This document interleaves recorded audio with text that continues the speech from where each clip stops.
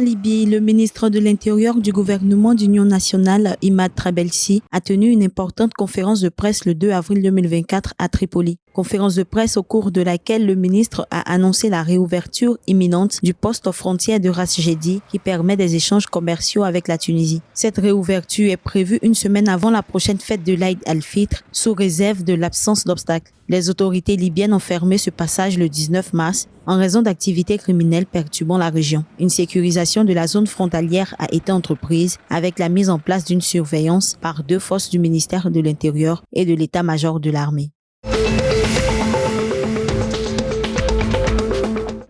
En Tunisie, le 3 avril 2024, l'Office tunisien des céréales a lancé un appel d'offres international pour l'achat de 100 000 tonnes de blé, dont 50 000 tonnes de blé dur et 50 000 autres pour le blé tendre. L'Office affiche son souhait de recevoir ses provisions entre le 25 avril 2024 et le 20 mai 2024. En Tunisie, la demande de céréales est élevée. En février 2024, l'Office a procédé à un appel d'offres qui lui a permis l'achat de 100 000 tonnes au prix de 238,88 $ la tonne, soit un coût global de plus de 23 millions de dollars, coûts et frais inclus. Notons que la date limite de soumission des offres est fixée au 4 avril 2024.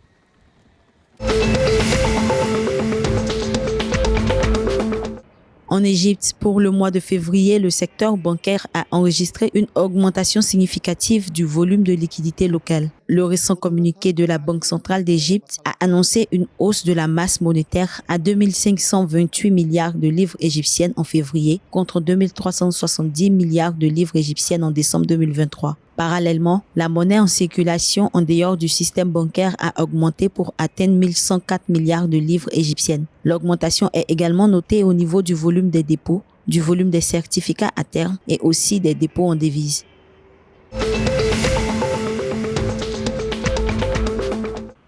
En Algérie, les ministres ont tenu sous la direction du Premier ministre Nadi Larbaoui le premier conseil du mois le 3 avril 2024. Au cours de cette rencontre, le gouvernement a examiné un avant-projet de loi sur l'état civil, conformément aux directives du président Abdelmadjid Tebboune, visant à améliorer les services publics pour les citoyens et la communauté nationale à l'étranger. Objectif, renforcer le cadre réglementaire de la numérisation de l'état civil pour améliorer le service public. Le gouvernement entend établir au plus vite ce processus qui faciliterait l'établissement des documents administratifs des citoyens algériens depuis les pays étrangers.